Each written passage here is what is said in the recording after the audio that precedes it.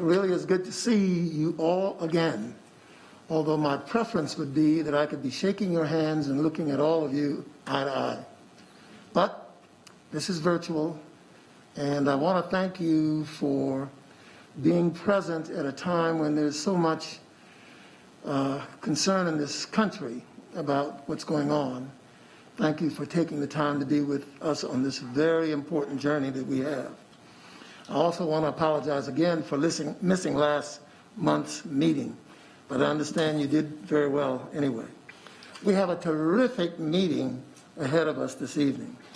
For the first time, we have a panel of transportation and transit leaders from Nashville, Austin, and Broward County, Florida, joining us this evening. And we have a unique opportunity to learn from the experiences of these communities and how they selected the plans and projects that they used to move forward. And then we have the opportunity to hear about their journey that led up to the public referendums that advanced the transportation and mobility goals in those communities. The information, we believe, will be useful as we look ahead to the next several meetings and begin the process, really, of diving into what Charlotte's transformational mobility network will look like, and we will discuss how we might, most importantly, pay for it. Stephen Stansbury will be facilitating the panel conversation for the first part of the meeting. And then I want to hear from you about what you think. This will be your opportunity to ask questions of the panel and to talk to each other in depth for the first time. Finally, we will wrap up with some time to react to public comment, which is most important, and questions before we talk about the next meeting, which will be in August. Now, before we get started, just let me take a moment to recap where we are today. So far, we have heard from our city staff about some of the most important city plans for creating a connected, sustainable city, from transit to walking to biking. These are many of the foundational documents that will help us as we begin to pull together our recommendation. We've also started to hear from you about the things that are important to you. I think many of you completed the survey that we sent out, and those things included connections to housing, issues of equity, and looking at regional connections. So as we turn to looking at our peer communities and the choices they made, please keep our community in mind as you listen to this panel. And keep our goal in mind of propelling us toward being a community with seamless, I stress, seamless travel options that connect people with housing, with jobs, and with opportunities. I know we are all eager to engage in discussions among ourselves, and today begins that process. We will deliberate and engage the panel and ourselves. Our August meeting on the 20th will also provide us an opportunity to take a much deeper dive into the issues before us. Before I hand it over to Stephen, I want to share that we have a new member joining us tonight, David Johnson from Matthews. So I would like to give him a moment to introduce himself to the rest of the group. David?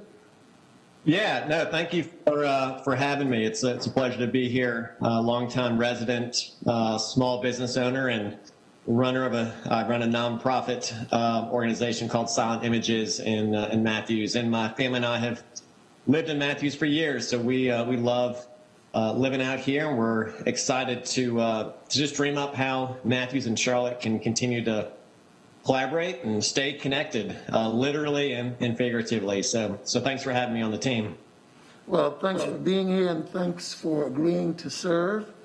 We're excited to have you on the task force. Now I will hand it over to Stephen Stansbury. Stephen? Thank you, Mayor Gant. Once again, my name is Stephen Stansberry. I lead Kimley Horn's mobility planning practice here in Charlotte. So I've got the privilege of working not just with you, but also with CDOT as we endeavor to create really what's the first ever strategic mobility plan in Charlotte. And just as Mayor Gant alluded, we've had a lot of material placed in front of you over the last 3 meetings, a lot about our existing plans and programs. We really felt was important, however, before we get much further in our process with you, to ensure that we had an opportunity to listen to the lessons learned from other communities that have navigated similar endeavors. So as the mayor alluded, we have with us this evening 3 accomplished practitioners from the great city of Nashville, Tennessee, and Broward County, Florida, and Austin, Texas. And with that background, I'd like to take a moment to introduce you all to our panel. And panel members, just a reminder, I'm going to offer an introduction, and I'm going to have a question for you immediately after that. So.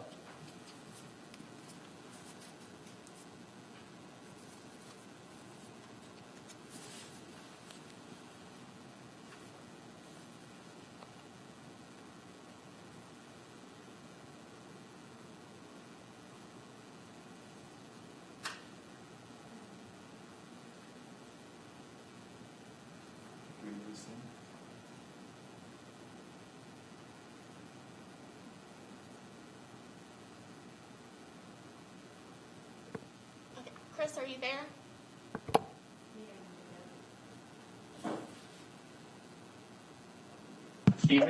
Stephen, you're muted. Miami.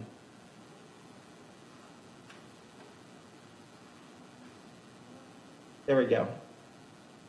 Including express bus service to downtown Miami, as well as some other express services throughout the region. And his department doesn't do just transit. I was enamored to find out that they also established the nation's first countywide bike share program. So that's a pretty impressive resume. And one of the reasons we obviously have invited Chris to talk with us this evening is because they had a successful campaign in 2018 that was intended to advance a variety of multimodal projects. So good evening to you, Chris. This is a moment normally we would offer you our Southern hospitality with a round of applause. But would you mind just taking a moment to allow our task force and our audience members to hear your voice and maybe offer a little bit more background about the motivation behind your 2018 referendum and specifically what it may have included? Sure. And I'm glad to be here with you tonight. I wish that we could have worked out these technical difficulties that are probably on my end. But in any event, in terms of the transportation measure that was passed in Broward here in November of 2018, it became increasingly apparent that we as a transportation department of Broward County could not be sustained within the county's budget. Like Charlotte and Mecklenburg County, Broward County is a growing county as well. And what we were finding is that in terms of providing the dollars needed to sustain and grow the transportation system, just weren't available because, again, as a county department, I was in competition with public works, with libraries, and all. So it became obvious that we need to do something different.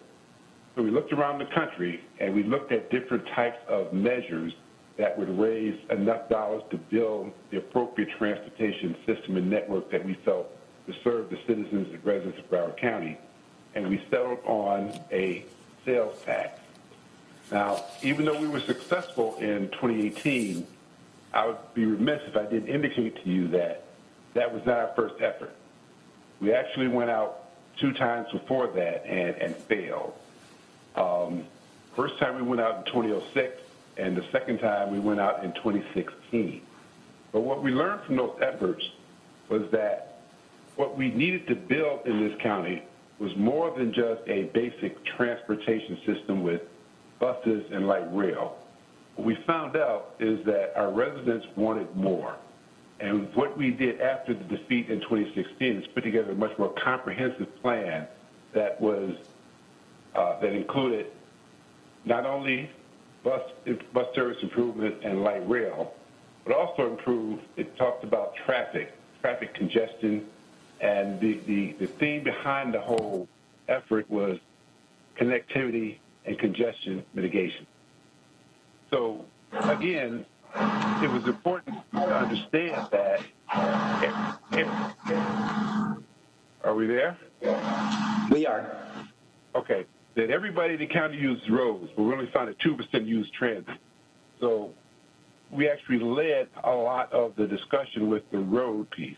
But we also found that more than that, we need to offer other things.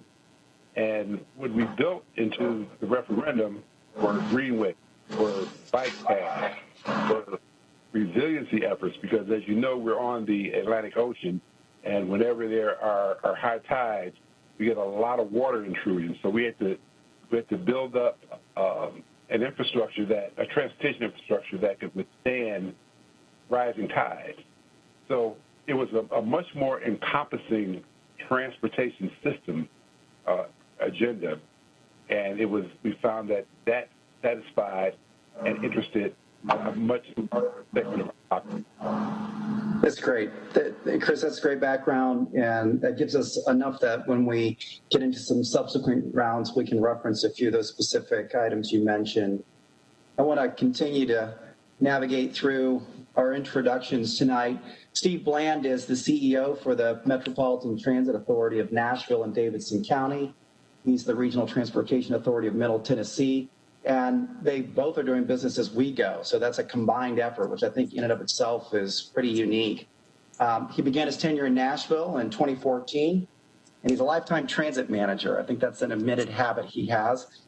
With over 25 years in the industry, and he serves in the chief executive role for transit agencies in the past in other places like Pennsylvania and New York prior to landing in Nashville.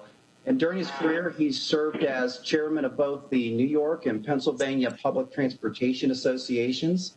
He's been a board member with the American Transportation Association. He's currently on the board of directors for the Tennessee Public Transportation Association. And so, Steve, with that introduction, I know that Nashville has a unique story, and it certainly has some highs and arguably some lows. Can you bring us up to speed on somewhat the motivation behind your 2018 referendum and what it was essentially seeking to achieve? Sure. Thanks, Stephen.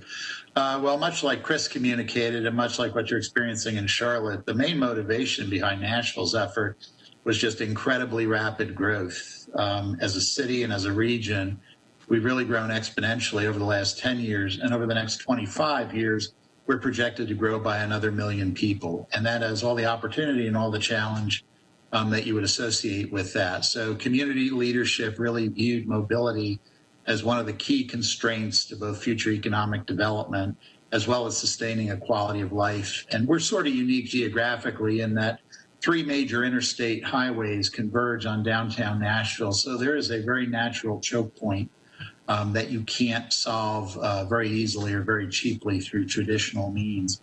So the Let's Move Nashville initiative in 2018 was overall an $8.9 billion program over 15 years, and that included about $6 billion in capital investment. It included doubling of transit service. It included sidewalk, pedestrian, traffic light improvements, you name it. Went through an extensive public engagement process leading up to it, and we are the cautionary tale. Chris talked about the success. I guess I'm heartened to hear that maybe on our 3rd try, hopefully our 2nd, will be successful. I know that Anik will tell you about a program going on in Austin that's going to be successful this fall. But we failed, and it wasn't close. It was not, I think you would almost say typically in these, a third are going to vote for it no matter what, a third are going to vote against it no matter what. It's the third in the middle you worry about. And we didn't do a very good job convincing the third in the middle. But primarily, I would say, Stephen, the major motivation was just the rapid escalation in growth, concern about quality of life, concern about congestion.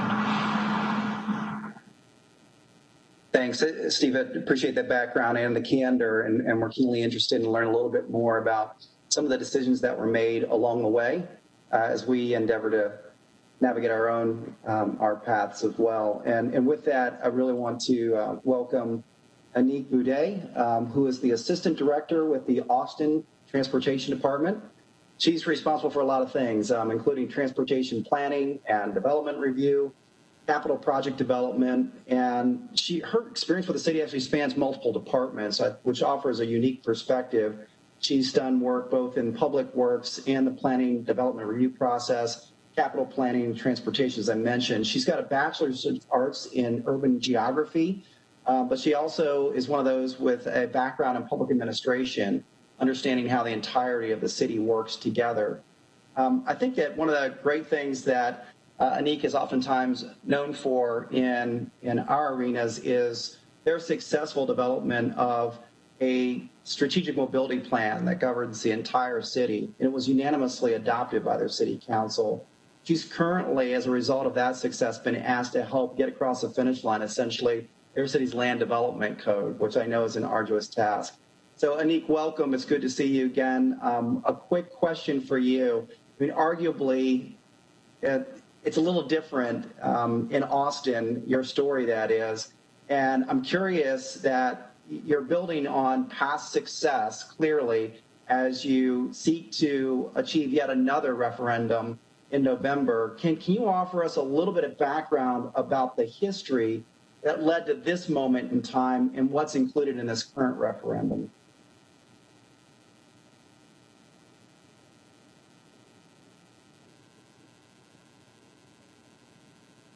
Anik, I think you're on mute.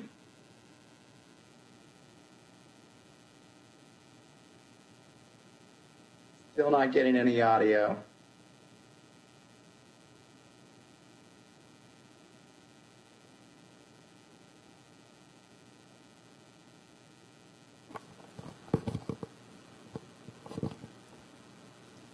Hi, Anik. This is Mackenzie. I'm hosting. So you're not muted, but we are not hearing your audio.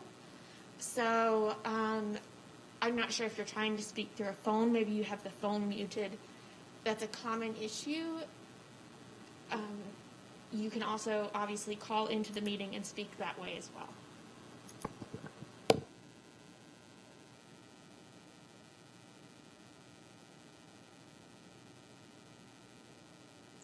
All right. Well, it looks like we're going to have a little bit more audio. If we can ask Anik to work on that, we'd love to hear from her. I think one of the things that I know that we're going to hear from her once we get her back is that they had a series of small successes that led to some larger motivations, and most notably, they sought to align a number of city-led initiatives there in Austin, identifying a North Star for all of the departments to work in unison towards a common set of initiatives. And with the completion of a large systems-level strategy like their transit system endeavored to do Cap Metro with Project Connect, and aligning their strategic mobility plan, I think it brings a lot of confidence into this particular referendum when compared to past, which is probably why this current ask is so large.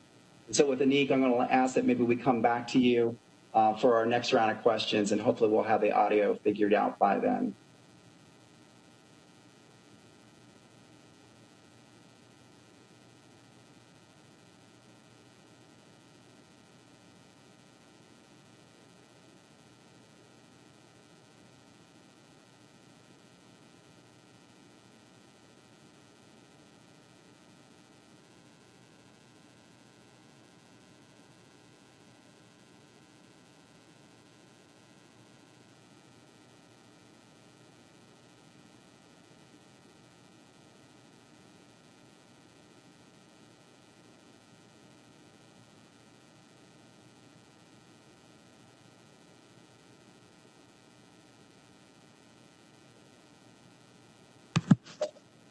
Stephen, you're muted.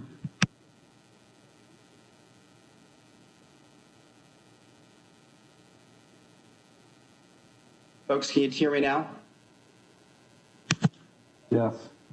Great, thank you. So brilliant things always happen when you're on mute.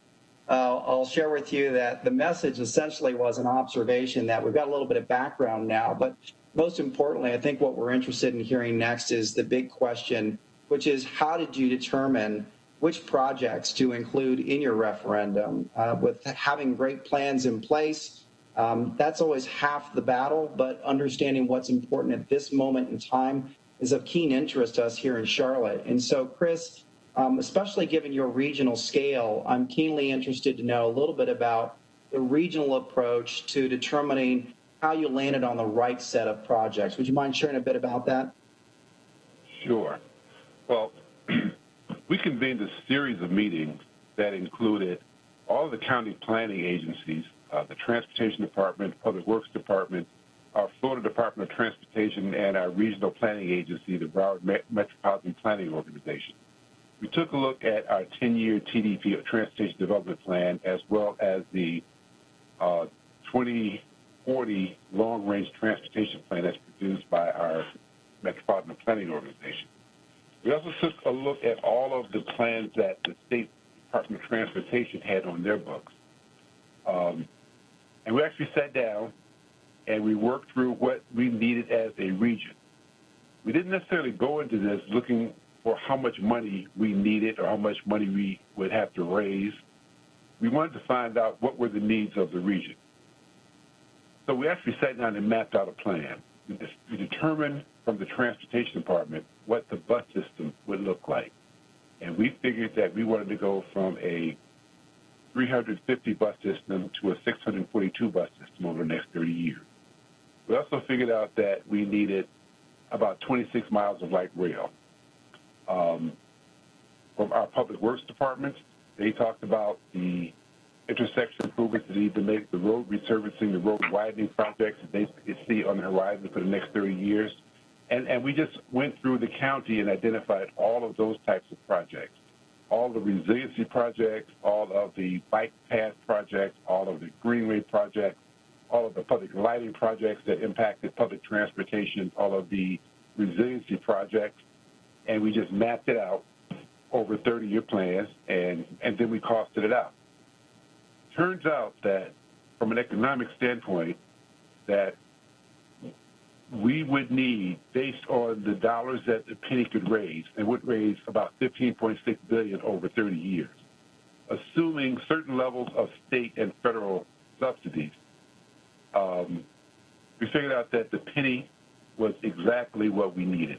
And actually, the plans worked out so that the penny actually overfunded it somewhat.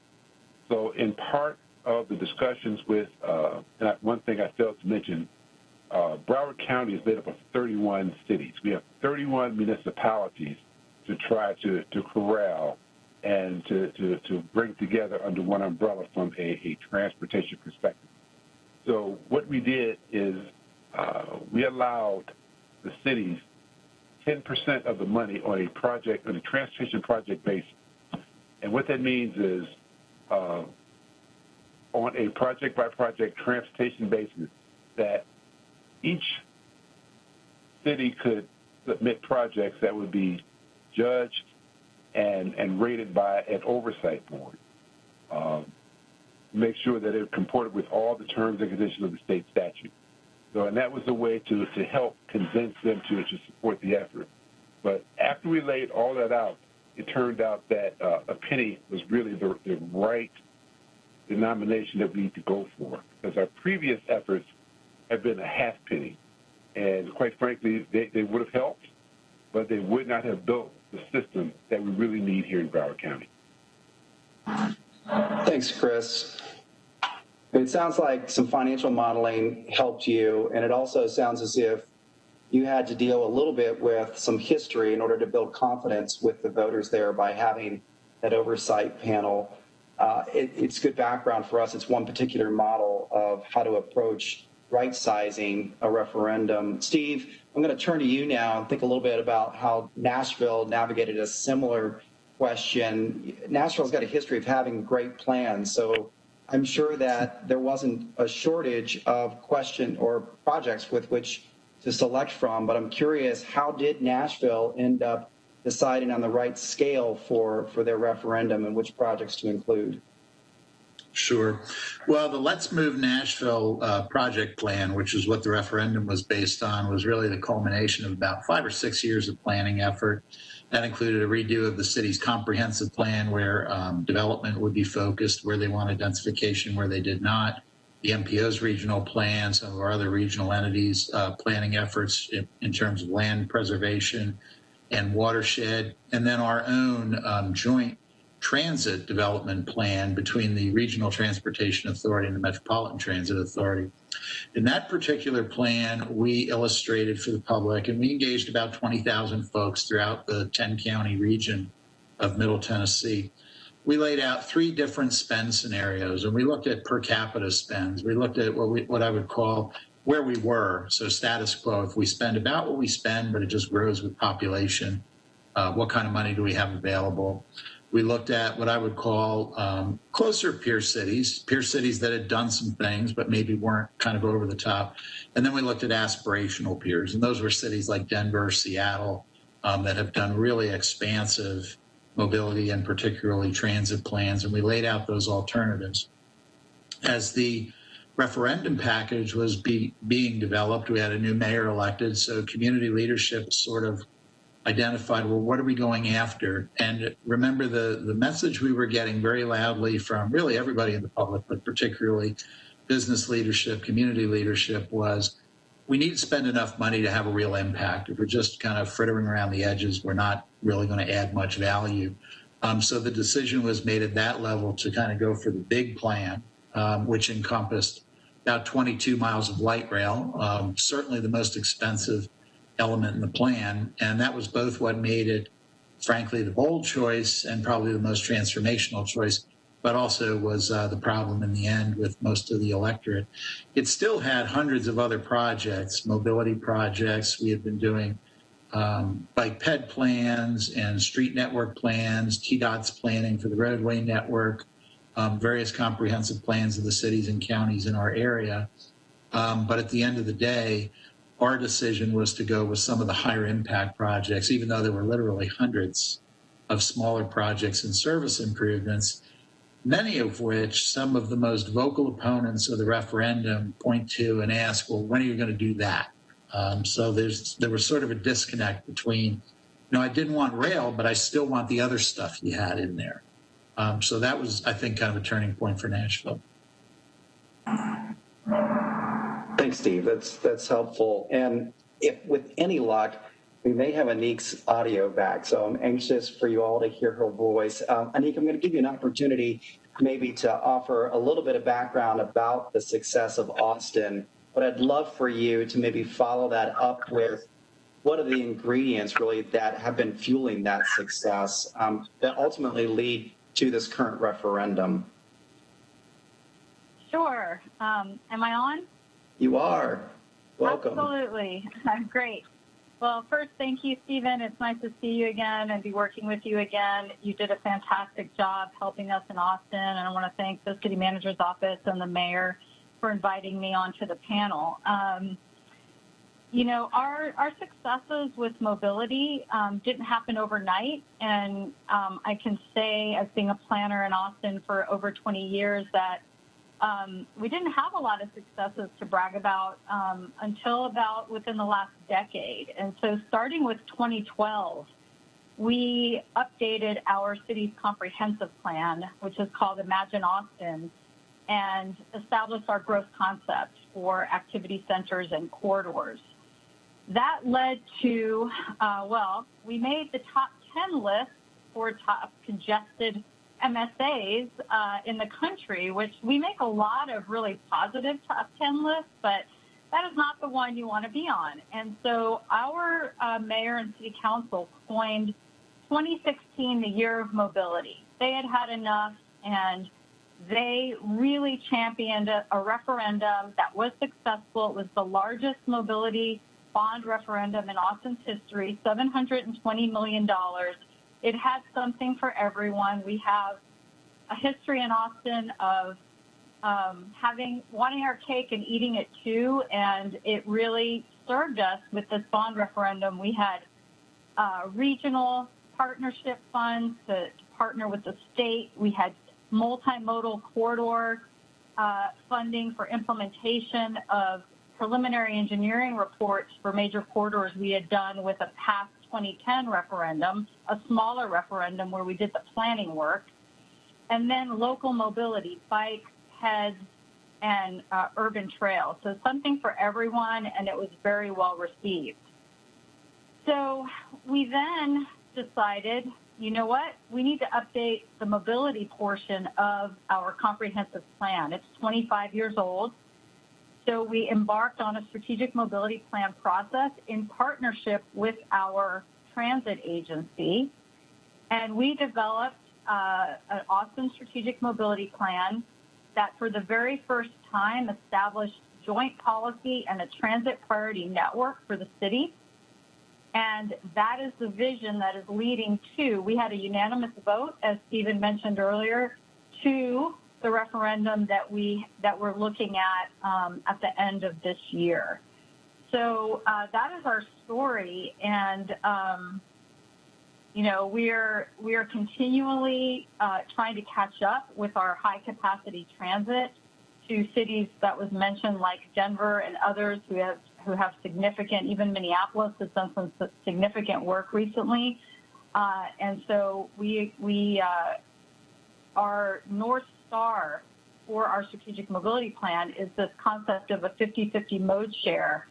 And our transit and high capacity transit system is going to be a very, very important part of that. As far as the ingredients, one of them was really engaging the community in a way that put those who need mobility the most first, our vulnerable communities, and really believing and understanding that if we get that right, we get it right for the whole community. And that was a theme in building trust with our process for our mobility plan that is now being used as the thick ice moving into this referendum.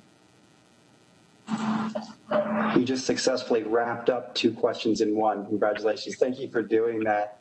I do want to ask just a very quick follow-up to that. You mentioned work done in conjunction between your transit agency, Cap Metro, and the city.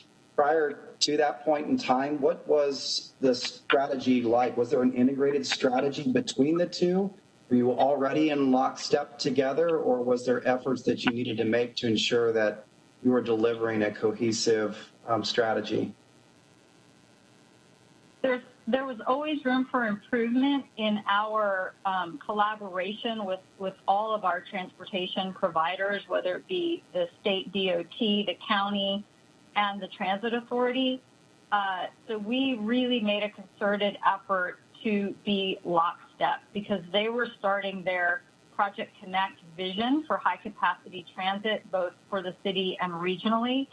And one, we didn't want planning fatigue in our community. If they were embarking on a planning process and the city was embarking on a planning process, I think that's an important component to be efficient with your community's time. And that was really, I will say candidly, the driver at first, but then the planners, I like to say during the process, I've forgotten, and you probably remember this, Stephen, working with us, that I've never worked harder at collaboration. Saying it is one thing, actually doing it is another thing. And it's the hardest I've worked in my 20 years as a planner in really rolling up sleeves and what does it mean to be lockstep with each other on our vision. So, no, it wasn't always like that. And it was a lot of effort, but it paid off. And it's continuing to pay off as we develop even our programming for day-to-day enhancements to our local bus system, not just looking at the big referendums for high capacity, but we have BRT, we have 2 bus rapid transit lines right now that constantly need improvement to be efficient. So now we actually copied Seattle, King County on having a transit priority program in both the transit authority and the city that work together to coordinate on operations. I appreciate that. I want to throw another wild card before we leave this particular subject matter of how the identification of projects may have been assembled. And really it's one that's timely right now as Charlotte is in the midst of completing our comprehensive plan. And within those themes that are the driving principles of our plan include the idea of both social equity as well as economic equity, access to opportunity, housing, and affordability. I was curious if any of you had any specific touch points during the development of your projects in your referendum to address those particular subject matters. just leave that open to anyone on the panel. This is Steve Bland from Nashville. The specific metrics we looked at were using analysis to essentially say through improvements in the transportation network, here would be what the quantifiable upgrades in accessibility are to specific populations. So whether that was low-income individuals, low auto ownership individuals, neighborhoods of color, senior citizens, you name it, we were able to identify, look, with these improvements, people in this neighborhood or people at this specific location have access to 50,000 more jobs within a reasonable commute, or better shopping opportunities, better fresh food shopping opportunities. So a lot of our focus in trying to quantify that social benefit was just the improvement in the condition, because the story you would hear over and over again was, the kid who's going to a magnet high school and takes 2.5 hours each way on the bus to try to get there. So a lot of our storytelling was around those particular types of cases. That's great. And Chris, similarly, following that same vein, I oftentimes refer to this as the value proposition. Do we have to go to the community and essentially share with them what they should expect in exchange for the investment in transportation? Or in the case of Broward, was it simply just an acknowledgement that more transportation is better? What was your experience? Actually, it started out that clearly there was a recognition that the system over the years had degraded just because of lack of funding. So there was a basic recognition and understanding that we needed better transportation. But, we are neighbors to Miami-Dade County, and they passed a referendum about 20 years ago. And, there were some issues with theirs where, they were actually accused of taking referendum money and moving into other areas, which doesn't necessarily go into right now, but we were under that. So one thing we did was develop based on projects that we developed before. We built an interactive website. And quite frankly, the website is still up to date if anybody's interested. www.pennyfortransportation. And what it did was lay out all of the projects that we had committed to build, all of the improvements that we intend to place service over the next 30 years. And it's done on a city-by-city level, so that each individual city or anywhere in the county, you can find a project that's listed. You can find out when that project is scheduled to be built in the 30-year period. And you can actually find out the projected cost. But we do recognize that, in 2020, we don't really know what it's going to be like in 2040. And our public did recognize that was a plan. But it gave them a roadmap, and they could actually take a look at this website and see what is actually planned for their specific community. They could find out exactly when the headways were going to improve from 30 minutes to 20 minutes to 15 minutes to 10 minutes. They could actually find out when the roads would be resurfaced. They could actually find out when the sidewalks were going to be widened. They could actually find out when we were replacing the span wire traffic lights with what we call mast arm speed for infrastructure hardening. We actually rolled out a plan for a new fiber optic network throughout the county. And they can actually go to that website and find out exactly when their community was brought on to the project. So, Chris, one of the things I'm hearing is you essentially made a contract with the voters and provided some degree of certainty about what it was that they were going to be receiving as a result of their endorsement of this particular referendum. I think you described that earlier today when you and I were talking, and I would encourage folks to take a look at that website. It's a really nice vehicle with which to communicate with the public about what's happening right now as a result of their endorsement moving forward. So I want to shift back to Steve real quick. Listening to the story about Nashville, once again, it sounded like you had a fairly robust process that helped derive the right both scale and modulate the type of projects that were going to be included I'm really curious, looking back, was there something that made the campaign vulnerable as opposed to maybe the projects themselves not being the right combination? Right. Well, most of the opposition on the campaign really attacked the rail aspect of it. You know, nobody was attacking better bus service, better traffic lights, more sidewalks. It was really specific. In fact, actually, the formal name of the opposition group was No Tax for Tracks. And one of the issues compounding that in Nashville is over the preceding, say, 10 years, there had been a large volume of investment in the downtown core. New convention center, new amphitheater, new minor league baseball stadium.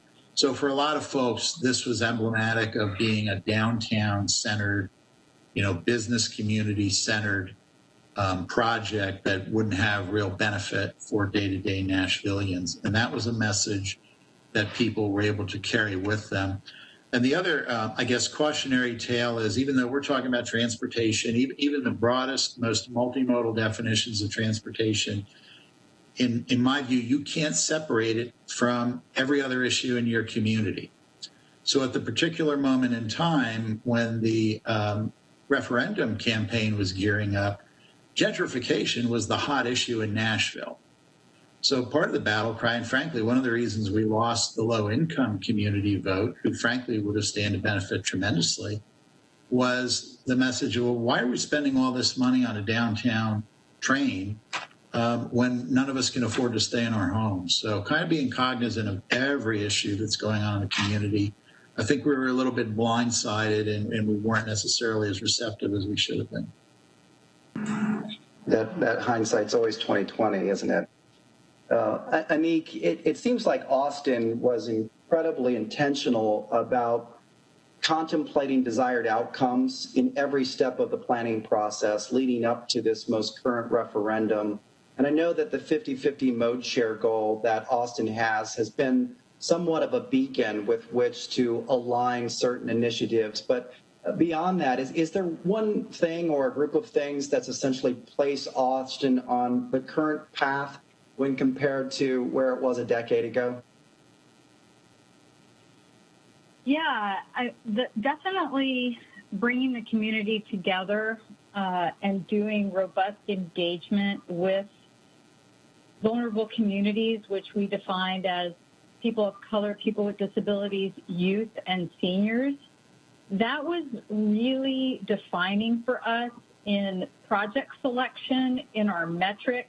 It was mentioned before about, you know, complete communities and connecting to all those things that we all need: healthcare, education, open space, nature, jobs. And we really, really over-communicated that message in the planning, as well with the referendum development. And you know, one of the stories I like to tell is a real story of going into a vulnerable community, one of our lower income districts, District 2 in Austin, and meeting with some of the neighborhood folks at a preschool, pre-elementary school. Everything in there was really, really tiny. I'd never seen a school like that. And listening to just some very basic local mobility concerns. And, you know, one of the things that we did with our plan that is leading to this referendum in 2020 is it was really unconstrained. Unlike an MPO plan that has to be fiscally constrained, our local plan was really dreaming up. Someone mentioned the word before. We were dreaming up. I think it was your new task force member. Dreaming up what could be. And we allowed these folks to do that, and they came up with a project that, of course, we bring it back to the powers that be. Oh, that could never happen. You know, you heard all the no's of why it could never happen. And I advocated and said, you know what? These folks came to the meeting. This makes sense from a transportation connectivity. Yes, there's some environmental issues. Yes, but they're not insurmountable. Let's get it on the plan, because if it never gets on the books, a bill can never become a law unless it gets on the books first. And so those folks continued with us through the process and supported the plan. And to this day, it's the story I love to tell because it's one little collector street, but it would have never gotten there without the openness of the planners working on the plan to get there. And we did that a lot throughout the plan, and that leads to votes later on, right? Because people had a say in it, they understood it, and they felt like they were listened to. Yeah, that's great. I think Austin, from a planning culture, has always been recognized for inclusivity, and we certainly are inspired by that and are endeavoring to do similar efforts here in Charlotte. I appreciate those comments. We're approaching the time frame that we've allotted for this on our agenda, and so I really want to just ask one quick rapid-fire question of you all. As you understand what Charlotte is about to endeavor, what might you offer to us in the way of advice? If it's a single phrase or an idea or concept, we'd love to hear that from you. And I'm just going to go in quick succession without a whole lot of description. And I'll start with you, Chris. Is there some piece of advice you would offer us? I would just say vision. You have to be very forward-thinking in terms of developing your transportation plan. Go forward. Don't look at Charlotte as it is today. Imagine Charlotte as will be 10, 15, 20 years from now, and build to that. That's great. And Steve, similar question? Sure. Well, I'm going to cheat a little bit, and I would say it's make sure your plan has broad-based benefits that can be fairly easily communicated and account for whatever the other hot-button issues are in Charlotte at that particular given point in time, even if the plan can't directly address them. Thank you. And Anik? Get out and talk to people. Talking to people is the best medicine with regards to gaining trust in your plan and gaining followers, and be data-driven. Have some data behind it, but then talk about it in ways that are understandable. You mentioned our 50-50 mode share. 50% of people in 20 years will be driving alone, and 50% will be doing something else. It was really easy to understand. And also that 50-50 seemed fair to the road warriors and the folks anti-multimodal or folks who only see themselves driving.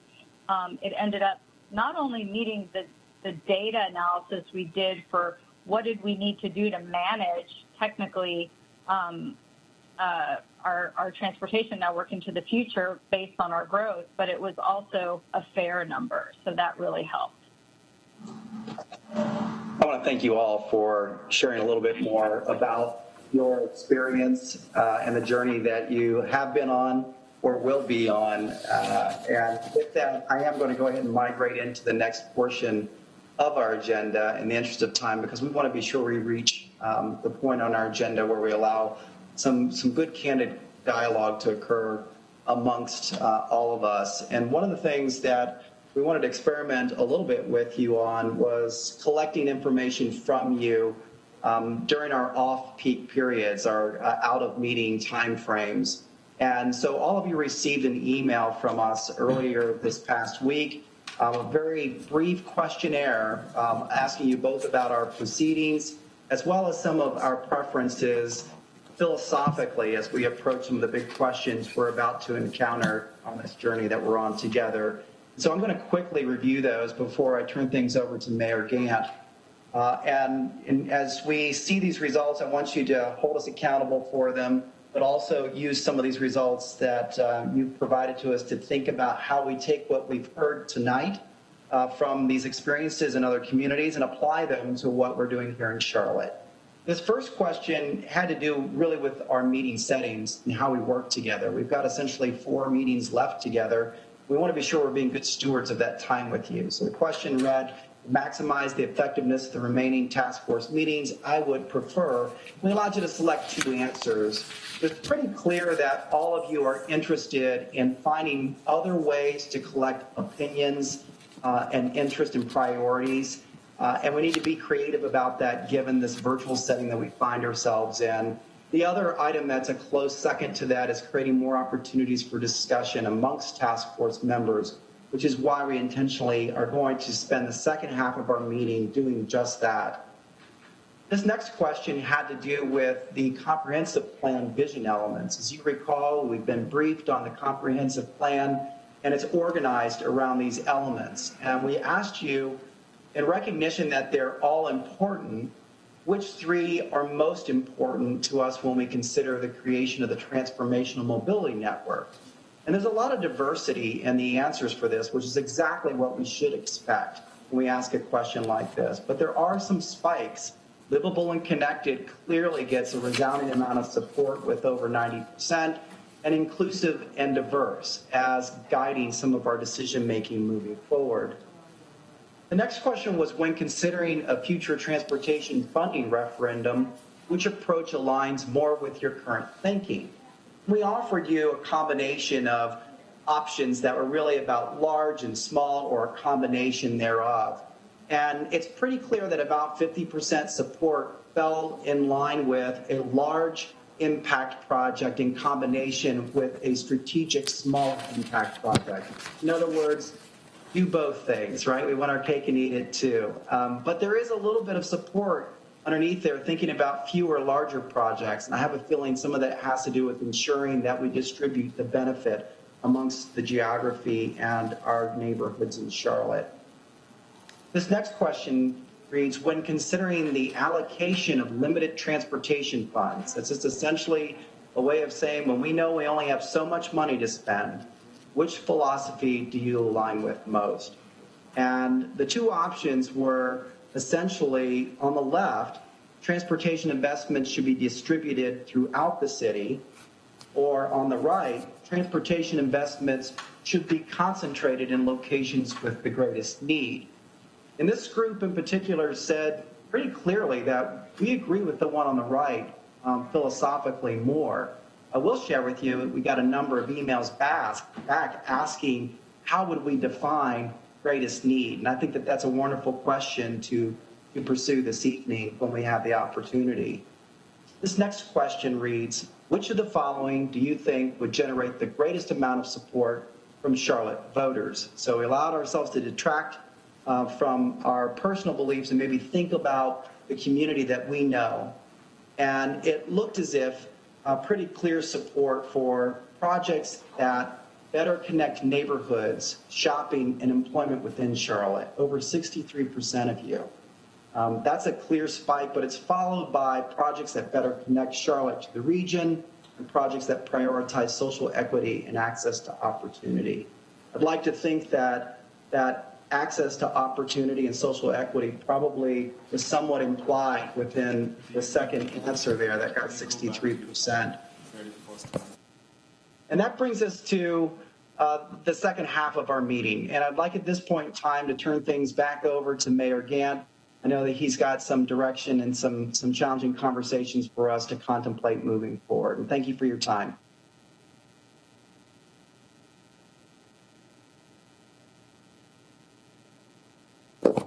We're now going to turn our attention to what I think a lot of task force members have been waiting for, which is an in-depth discussion with the panel and with ourselves. And let me just give you some ground rules, because we want to respect the time that you're giving to us, and we want to be fair to all of you for the time you are giving us. First of all, I want to recognize you to speak on a first-come basis. So if you raise your hand in the WebEx, we will be keeping a list, and we will go down that list on a first-come basis. You may ask questions of the panel, or you may direct comments and questions to the task force itself. And if you would like to follow up on a comment that has been made, please type that in the chat box, which is available to you. Follow up then the name of the person you are responding to. Before you start asking questions, there was a burning question that I have for the panelists. Mr. Mayor, Chris Walton Broward.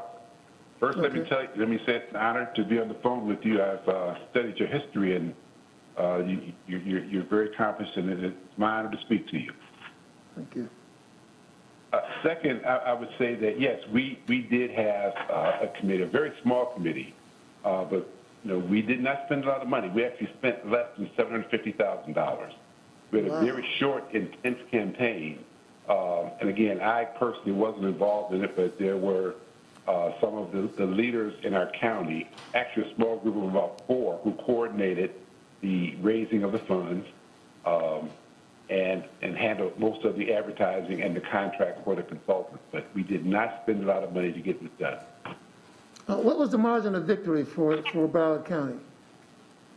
We had a 59.999 plurality. We needed 3 more votes to get to 60%. How about that?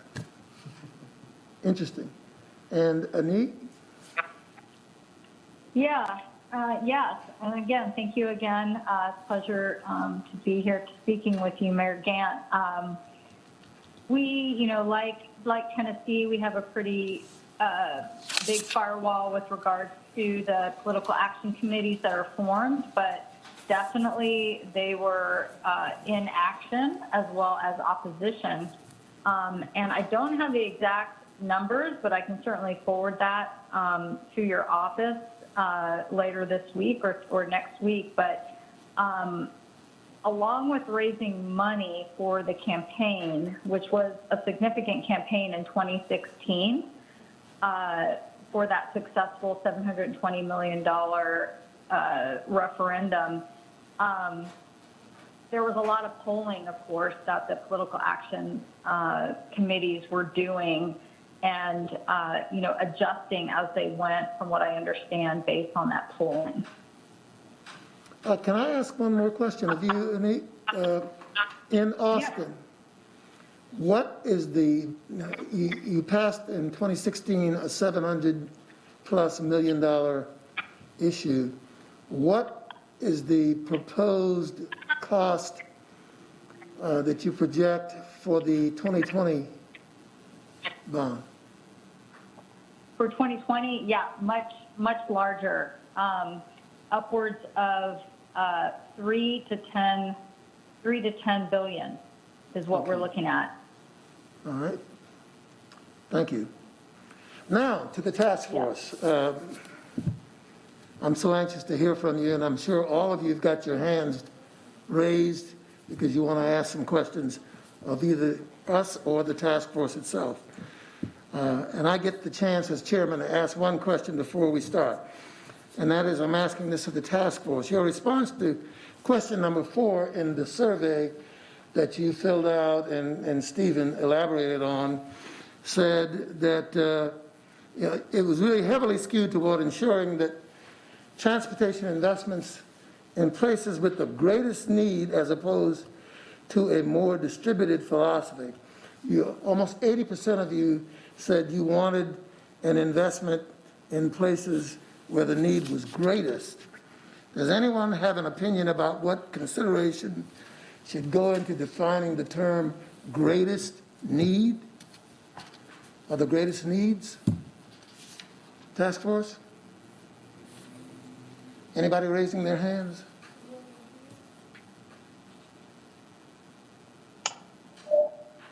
Yes. Who is that? Carl, if you'd like to Carl. speak. Me, Carl? Yes. Okay. I've been listening a lot, and I've been around Charlotte for 40 years, and when I hear greatest needs, when I live out in Steel Creek, which has seen an explosive growth from 6,000 people to now we're almost 80,000. And the need I see out here is the complaints are around traffic, congestion, and how do we reduce the amount of time getting to work. And our solutions seem to be these huge capital projects, whether it's the light rail, and now we have the Silver Line, I guess, going out to Valentine.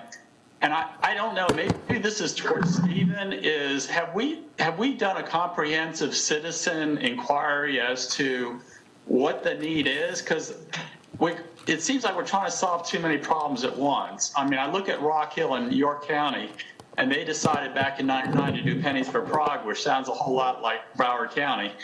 And they've raised over $700 some million, and it gets re-upped every 7 years at almost 80% of people saying we need better roads. If we could focus on one or two problems that we're trying to solve and see some success, back to what is the greatest need that the citizens say. And I have this feeling, I don't feel like we're a huge biking town, not something like maybe Nashville or something like Portland, but we're very car-centric, and people just want to be able to get in their cars and get there faster. And so I'd like maybe Stephen to say, the statement that's in here is the goal is to bring vision a robust network of mobility solutions to fruition. And then the next one is to take cars off the road, improve the environment and take cars off the road. So I guess it's just an open-ended question. Do we know what the citizens are prepared to suffer to get, so to speak? All right. Thank you so much, Carl, for that. There may be some people who want to respond to you, but I'm going to go to the next hand that was raised to follow what I set out. And that next person is William Hughes. William? Yeah, so, I sit on a lot of these panels and committees with the city and the county, and, the resounding theme continues to be equity and distribution of, investment. And I think that when you start to look at the greatest need, we have to look at places that have been historically marginalized and, disenfranchised and not invested in. And particularly, I live in the Batesville Road Corridor by choice. And I love where I live, but we don't have any of the amenities that other areas in town have. And that's consistent throughout the entire crescent that most people from Charlotte call areas of disinvestment.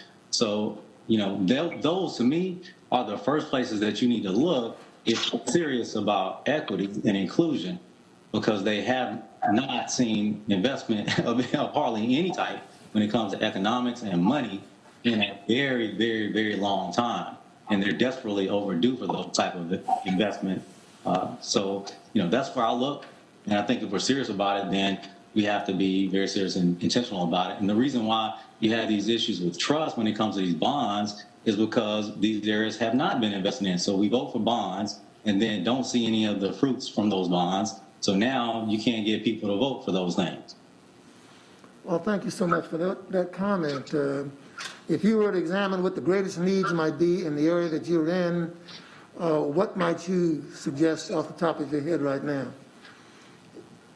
Well, one, we've got the goal line phase 3, which needs to be a priority for the city. It connects this place, which is almost become an island, which is only a minute and a half from uptown. So that in of itself is an economic engine. We know what rail brings to a community. We've seen it over and over. I'm from Charlotte. I remember when people were fighting against the blue line. Now people are buying up everything that they can find close to a line. So I think phase 3 of the goal line is important, and we need to focus on that aspect of connectivity, as well as connecting some of our green spaces that are here, because this area has an incredible amount of green spaces, but they're all disconnected. And for those that are familiar with Charlotte, they know that 77, Brookshire Freeway, I-85 are all highways that have disconnected these communities. So when we start to talk about connectivity, there's some wrongs that first have to be made right in order for us to move forward. And until we correct those wrongs, we're going to be walking around basically with a ball and chain. Thank you so much, William. Let me go to Eric Zaverl. Eric? Is Eric still with us? Eric, I've unmuted you. If that was your issue, you're welcome to speak.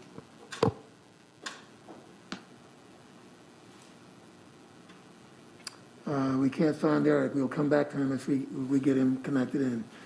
I've got Tammy Simmons next.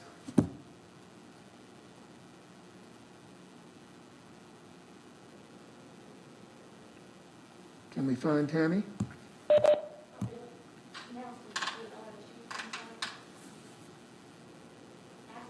Hello?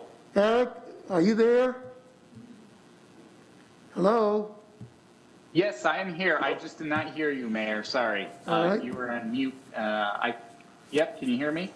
We can hear you very well. Okay, thank you. I thought you were unmuting me to talk, but I couldn't hear you, so I didn't want to speak. But I had a question for Chris, but I would like just to address the question you posed to us about the greatest need.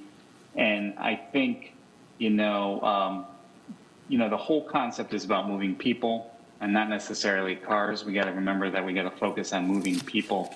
And the greatest need is, getting people to where they need to be. I think employment is a huge opportunity. We need to make sure that we keep that in mind, that our transportation solutions are connecting people to their workplace, but also to their schools.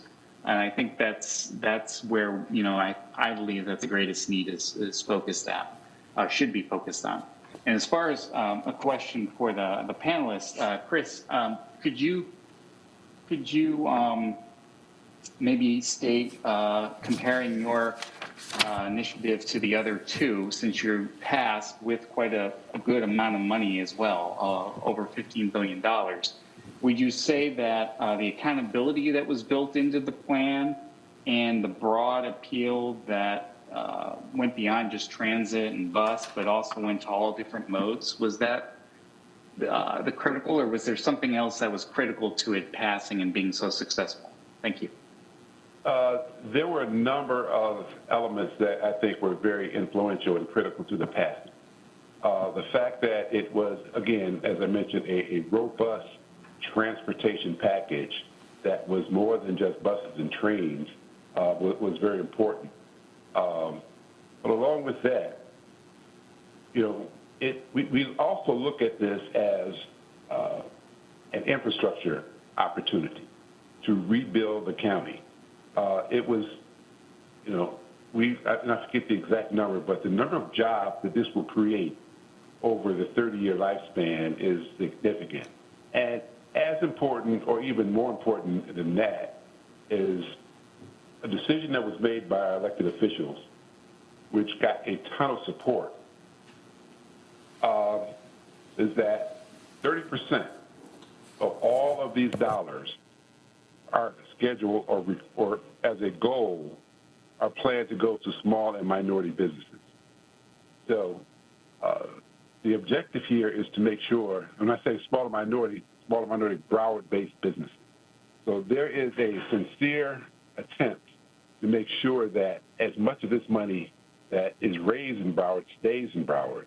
But not only that, it's an opportunity to build wealth, to make sure that when these contracts are let, right, as an example, right now I've got a $10 million planning contract out for high-capacity transit.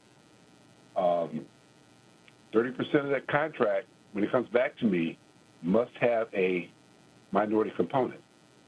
And, we're looking for these major firms to incorporate minorities and small business in terms of partnerships, in terms of joint ventures, and just in terms of mentoring.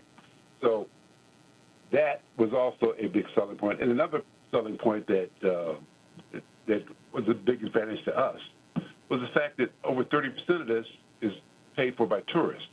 We have a huge tourist economy here. So, there were a number of things that we had going in our favor.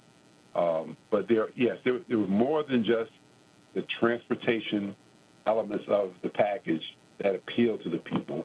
It was the economics that were associated with it as well. Thank you.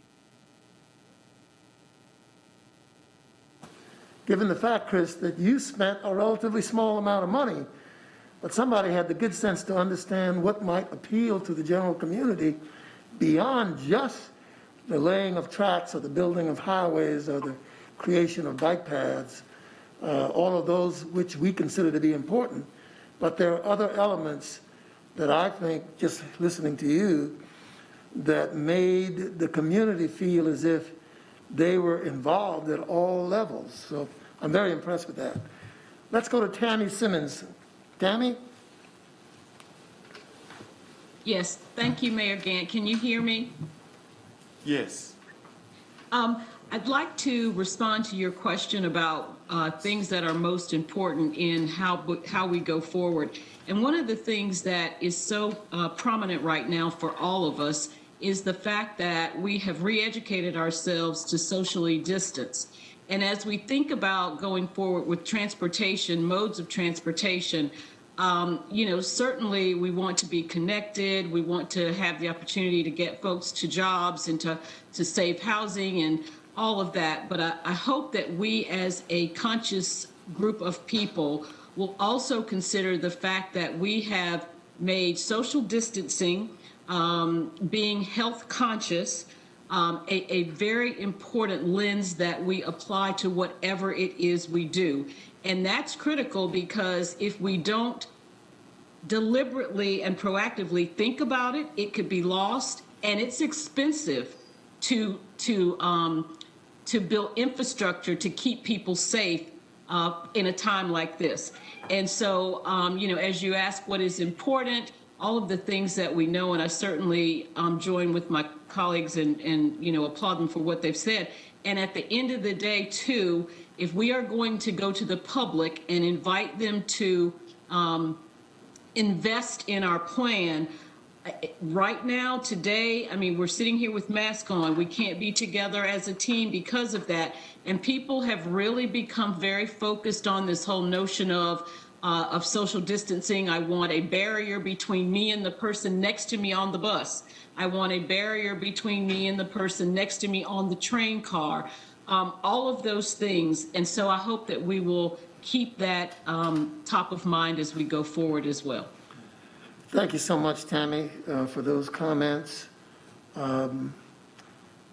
There was a response, a follow-up question from Ilyas Mohammed. Are you there, Ilyas?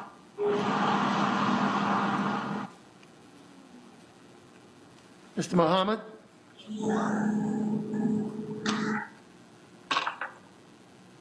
Yes. Can you able to hear me? Yes, we can. With a little background noise, but we can hear you. Right.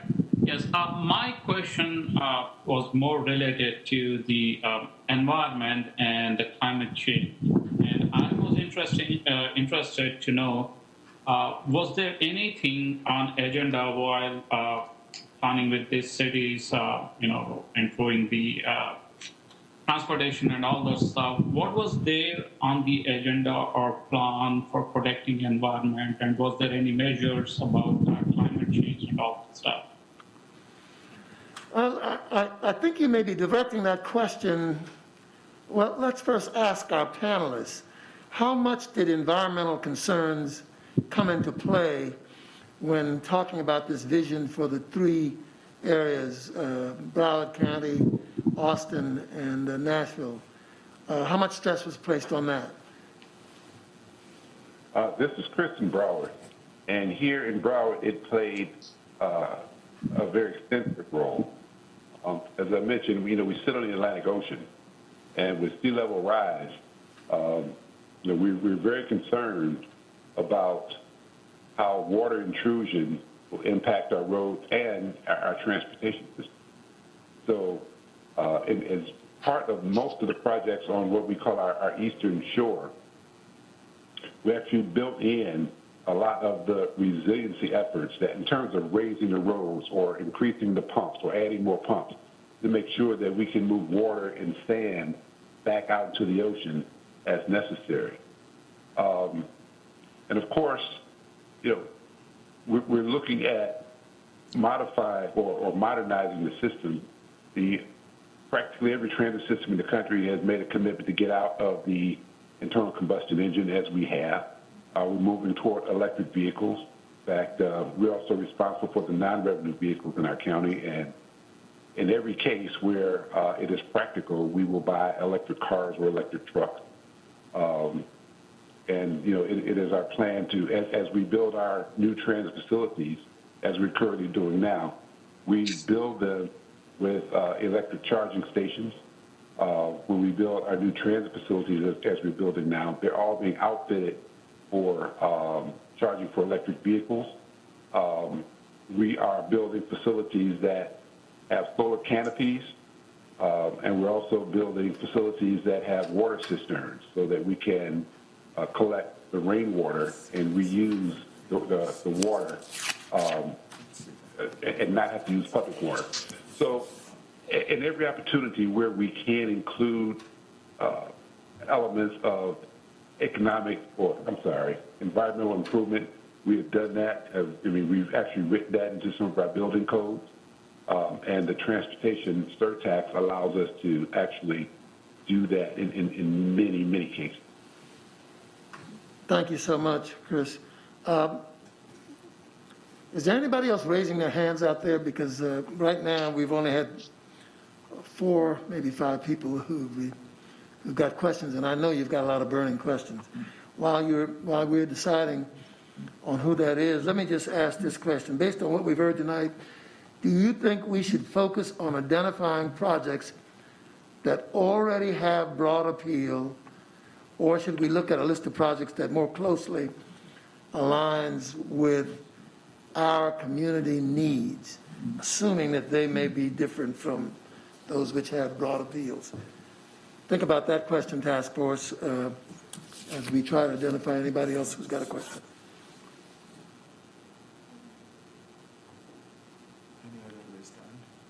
Anybody raising their hands out there? Ken May. Thank you, Mayor. You asked what the priorities are, and I guess, the number one priority, I think, is funding. In this task force, we're charged with coming up with a comprehensive plan for transportation. It includes greenways, it includes sidewalks, it includes mass transit, bus, rail, highways, toll roads, whatever. The concern I guess I have is that until we see all the, we vision every type of project that we want and need, prioritize it and put a funding number on it. We had a sales tax referendum just a couple of months ago that failed 57-43 here in Charlotte. And while it was an arts tax and it was going to generate $50 million, 22 million of it was supposedly allocated to greenways, which I think, has massive support throughout the Charlotte community. But it was a hodgepodge of a lot of things, and it was all fungible money. It was, there was never a guarantee that the 50 million would be used for this or that. It was suggested that the county commission would, use X amount for arts, X amount for greenways and so forth, and some back to the local communities. So I think the number one thing we need to do is prioritize exactly what it is we want to accomplish in terms of all these major projects, find out what all the funding available is with existing taxes today, put a price tag on it, and then find out what we would need. These other 3 communities, and it's been great hearing from them, Broward had success, Nashville did not, and Austin had a more limited success, and we just had a failure, but it was presented in a different way. So I guess I'm concerned about how we're going to fund all this, and when do we start kind of talking about that, and where do we go from here? I really appreciate that concern, and I think in our next meeting we'll start to get, Ken, a little deeper into that. What you seem to be suggesting is that money is fungible. We did not identify specific. We thought in the arts bond issue, or shall I call it the arts and parks bond issue, there was no specification firmly on the amount of money we would spend in each of those areas. I happen to like what I heard, I think, Chris say about a couple of things. One, that they had identified budgets for each of those projects that they had in Broward County, and they had a kind of dashboard that allowed citizens to see when those projects were going to come up and how they were going to be funded. I think credibility and trust, which he spoke of, were impressive to me in suggesting that if the community had some idea that I'm concerned about bikes, or I'm concerned about sidewalks. How is that money going to be allocated, and when is it going to be allocated? And is there a way that I'm going to be able to check to hold officials accountable for those funds being expended without being, say, allocated to a project that's coming over the budget in another area? That brings about greater trust. And I read that very clearly, and it explains more and more why Broward was very successful. But thanks for that comment. Kiba Samuel, I think your hand was raised. Love to hear from you. Thank you, Mr. Mayor. I wanted to respond to the question that you raised about how do we, if we have all agreed or majority agreed that we should definitely place priority in the areas with the greatest need. How do we identify those areas? I think one way to do it would be to go to another question that was in the same poll in terms of how we might consider our priorities when presenting a plan. One of those priorities was, we all agreed, most of us agreed, that livable and connected was a high priority. Inclusive and diverse was a high priority. So I think identifying what greatest need might be would be maybe identifying some of the communities that are not as well connected, that do not have a diverse range of transportation options. So I just wanted to offer that thought. And then I have a question for Steve in Nashville. Is he still on the call with us? Yes, he is. Thank you. Steve mentioned that gentrification at the time that they were trying to pass their plan was a hot point for the Nashville community. And that may have been one of the considerations for why it did not pass. Maybe more people in the community were more polarized by that, the challenge of gentrification. Knowing that in hindsight, what might you have considered to add to the plan that you presented to the people to combat or at least gain some support for the plan? Sure. Well, and actually, we will likely be out with a much more modest plan in the next year or so that will be relatively fiscally constrained. And one of the very specific elements is our coordinating with housing initiatives. So some of those will be policy-based. We're looking at what folks in Denver and LA are doing in terms of policy basis like rental protection. Some of it could be setting aside in joint development opportunities, incentives for developers who set aside percentages of buildings for affordable and workforce housing. We have I call it a baby rail system, our little commuter train with station development opportunities that we're looking at trying to incorporate affordable housing into. But that was very much a real in the neighborhood conversations. And I guess we partially have Charlotte to blame. Opponents kind of associated light rail investment with large increases in property values as being a real threat. So I will tell you, particularly on our current mayoral administration, you're not going to see much progress on a mobility plan that doesn't tie those two very specifically together, whether it's financially. We have in Nashville what's called the Barnes Fund, which is essentially public funds dedicated toward affordable housing. So there could very well be a connection in a future funding initiative between the two. But it very much will be top of mind. Of course, by that time, there will probably be several other issues in addition that we'll need to be mindful of, but they're integrally connected. And we had very limited success, by the way, in arguing, the gentrification, it wasn't a result of transit. We don't have that big of a transit system now. And if we're able to improve it, even if gentrification occurs and lower income folks are pushed further out from the urban core, a better transit system does improve those connections. And frankly, it was not a conversation that resonated well at all. Thank you so much, Chris. Are there other hands raised that I'm not aware of that's disadvantage of this? Looks like William still has his hand raised. William? Who's that? Ernie Regal. Okay. Can you hear me? Ernie? Yep. Thank you, Mayor. This is a quick comment and then a question for really all three panelists. The comment is that it's great to hear the different perspectives and to see what the experience of these other communities has been. And it goes to show you again that we're looking at what is essentially a 30-year plan here. And even though we may have certain issues that are going on right now, it may take many, many years before those issues get resolved to the satisfaction of the communities.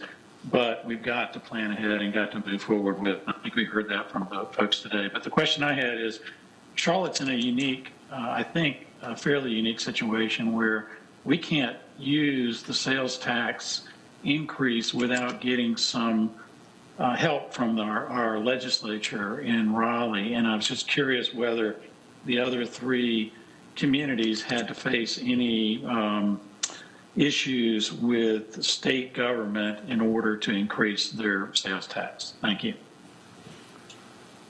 I can address that, sir. This is Steve Bland in Nashville.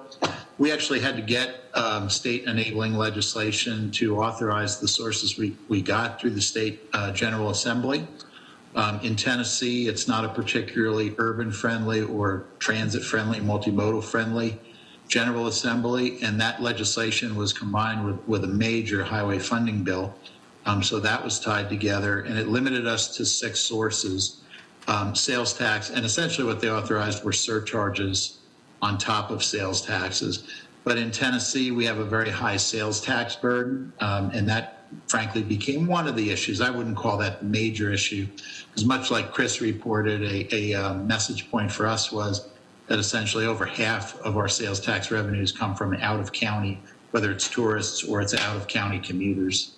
But yeah, we had to get that. And in addition, we have a couple of other, what I'll call challenging pieces of state legislation that make project deployment a little bit more difficult. Anik? She dropped off? Okay, Chris? Yeah, here in the state of Florida, all charter counties have the authority to raise certain taxes. And we did not have any impediments to raising our sales tax from 6 to 7%. It's already in the legislation. Well, Chris, how much help do you get from the state government for that set of capital improvements that you had? Well, we get state block grants typically annually in the amount of anywhere between $8 and $12 million, but they are very willing participants in our other capital projects. So, I mean, if we're building a facility, right now we're in discussions with the state about building a bridge over what we call the New River. It's going to be a $500 million project. And the state typically steps in at about 25% for capital projects here. In terms of the roadside, they do even better. So we actually get fairly substantial assistance from our state DOT. It sounds like you have an urban-friendly legislature, too. Okay. You know, it's not so much urban-friendly, but I'll tell you this. South Florida, if we stick together, when I say we, meaning Broward, Palm Beach, and Miami-Dade, actually has a lot of influence. So we try to politically vote as a bloc, and that has worked for us. You know, we don't have the majority of the population, but if we stick together, we can normally get the things that we want as a region. Very good. Okay. Is there anyone else's hands raised? Still Alexander. Who? William. William Alexander? No, William Hughes. Still Oh, Hughes. Oh, I'm sorry. As well as Keith. William, you back on. William Hughes? Okay, Betty Dostler. All right. Betty Doster?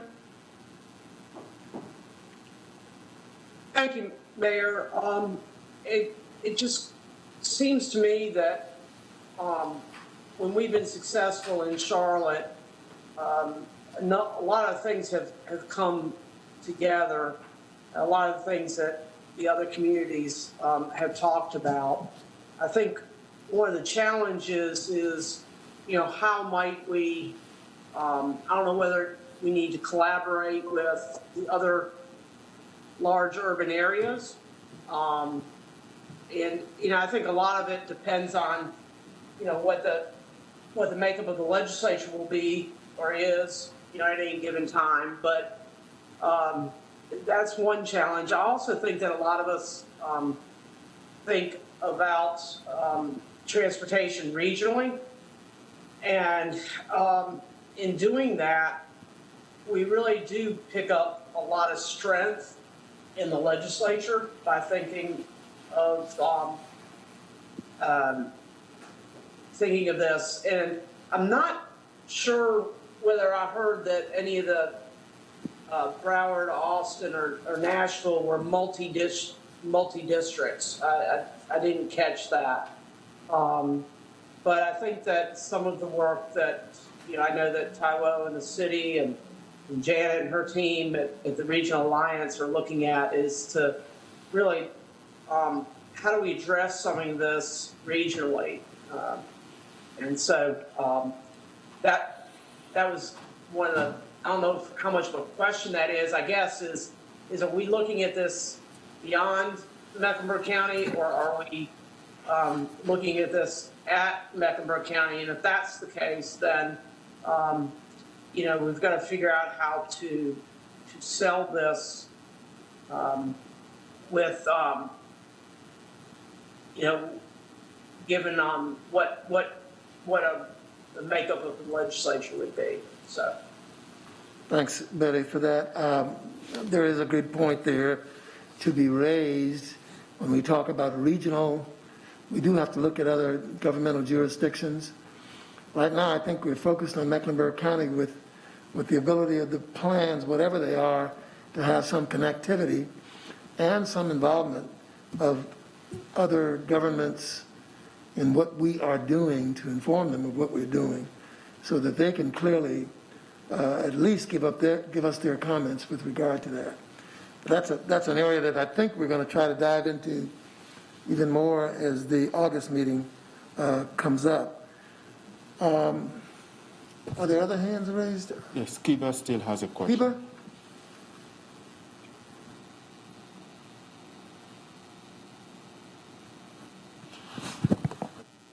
Thank you, Mr. Mayor. My question was for Anik. Is she still with us? No, I'm sorry, she had to leave. No, she's not, but yes, go ahead and ask. Okay, it was specifically regarding the community engagement strategy that she talked about. She mentioned that some of the most vulnerable populations were prioritized. The communication was robust. She mentioned that they over-communicated. I wanted to see or get her feedback on what were some of the challenges.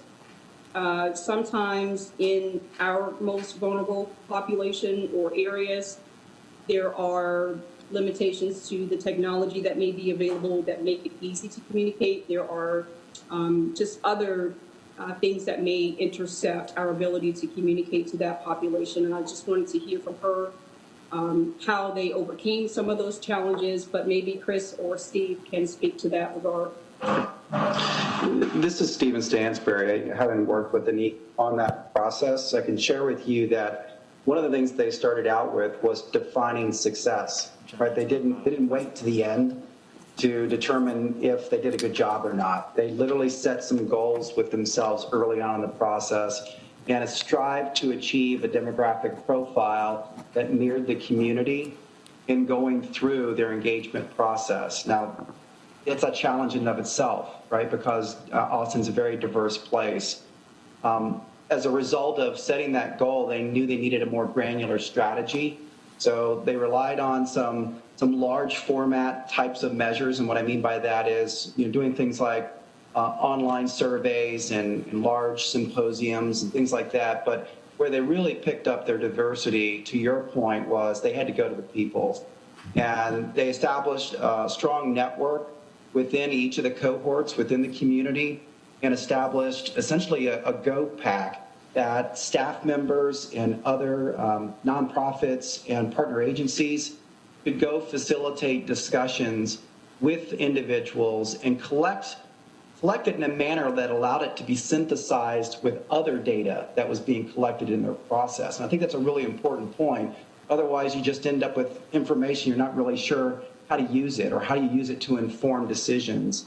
And they've been widely recognized just simply for the grassroots effort that they've made. She will tell you that they didn't achieve the full breadth of connection that they had hoped, but what they did commit to and what they did execute was a willingness to be nimble and adjust their strategy. So they would monitor with every moment in the process of engagement, how well did we do? And if it looked like one area was weak geographically or demographically, they would question the instrument with which engagement occurred, and they'd change it. Quite frankly, I think one of the things that Anique would always tell you is that the reason they've been successful is that they knew they wanted a different outcome, and they convinced themselves they had to do business differently to achieve that.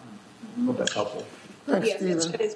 This is Steve Blaine in Nashville. I would dovetail on that. We used a similar method, and the first approach is to be very deliberate. So we tracked by census tract what kind of participation we were getting, demographic, age, ethnicity, what have you, and where we were short, either on a demographic category or on a geographic category, we doubled down. And a lot of those connections were made through, we did a lot through churches in some neighborhoods. We have a 40-member council, so district council people that tend to be good connections to where people go in the community. But to Stephen's point, it's a matter of people aren't going to come to your meeting. You've got to go to where they are. And frankly, we did a lot on board the bus, with our staff, whether it was surveying and questions or it was sharing information, looking at that existing transit rider profile. Mr. Walton mentioned that their campaign in Broward County was short and intense. I wonder what lead time the Austin community had for their campaign. And Steve, what about you? What was the lead time for your campaign? Too fast. Even though the planning process was fairly lengthy, about 5 years, the mayor who led this entered office in October 2017. We passed legislation at the state level authorizing a referendum in April of 2018. We produced the program of projects I'm a year off. She was in 2016, passed legislation April 2017, produced the program of projects October 2017 for a ballot initiative in May of 2018. And the May date was picked very specifically, frankly, as a low turnout, typically, turned out being one of the highest turnout elections in Nashville history. But typically, it's a low turnout row office type of an election. And frankly, it didn't end up really helping us. Thank you. I'm just curious, how much support came from those marginal communities in this effort? You did try to reach out in many ways. When you examined the results of the voting, were you successful, and were other areas more responsible for that, I hate to put it this way, but resounding defeat? Sure. In Nashville, there were a lot of interesting things going on during this time frame. Very popular, frankly, sort of the live by the sword, die by the sword. A lot of the gist of the campaign was centered on the popularity and the charisma of the mayor. She's one of the most uniquely charismatic people I've ever met in my life. And in the midst of all this, she had to resign after a scandal, so we sort of lost that figurehead. And I was mentioning to Stephen a very unfortunate and curious confliction of events. That's why I come to make sure you understand everything that's going on in the city. So after the program had been announced, polls were off the charts favorable on the initiative, and polls were even higher off the charts positive in minority communities and low-income communities. Sequentially, in 1 week, the city council approved funding, $100 some odd million for the construction of our minor league soccer stadium. And literally 2 weeks later, the mayor's office announced that they were proposing to cut funding to our inner city hospital, our Metro General Hospital. And frankly, I think my own opinion is that was one of the issues that really drove the trust factor. Chris talked about having to build trust. If I'm going to give you this money, I expect a result. You tell me what I'm going to get, but can I trust you to deliver? And I think that, frankly, was a fundamental problem that we had. Thank you, Steve. We have a question from Eric.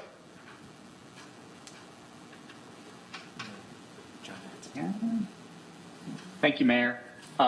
This, I guess, could be a question directed to either Steve or Chris from the panel. It deals with a little bit more details about the actual larger capital plans, since Nashville's was mostly just light rail. But with Broward County, you had 26 miles of rail plan. How long were those plans in existence? Were they more recent plans that kind of corresponded with this ballot initiative to fund? And I know you mentioned before having a bigger vision, Chris, and data-driven. Were those involved in terms of where those capital projects ended up? Well, the light rail plan and really the major capital plan outside of the bus network plan, which we already had from the previous defeat in 2016, we were able to, from the 2016 defeat to the 2018 ballot measure, define those major capital plans. And as Steve has mentioned, light rail in a referendum is somewhat of a lightning rod. But again, one of the things that we have found here is that Fort Lauderdale and the Broward County area has changed quite a bit. We've seen a lot of people move in from the Northeast, from New York, from Boston, and they really expect a better, more robust transit system. So the attitudes toward light rail were changing.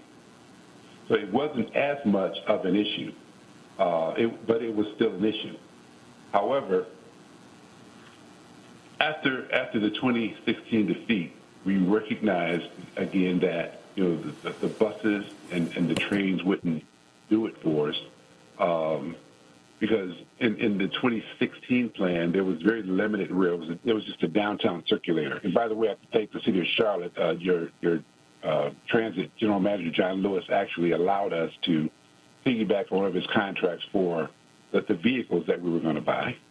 But in any event, we were able to recognize that, again, if we were going to, and the objective was to build the network that we felt that the county really needed, regardless of price. I mean, we of course couldn't price ourselves, and we couldn't be ridiculous. But we also knew that half penny wouldn't do it. And if we wanted to offer the program that we felt would be successful, we knew that it would take more than just the half penny and more than just the buses and the rails. So that's why we added the component in for the other elements that I spoke of earlier. The substantial impact in terms of road projects, the infrastructure hardening for our traffic signalization and synchronization systems, the environmental issues that we spoke about earlier, the greenways, the bikeways.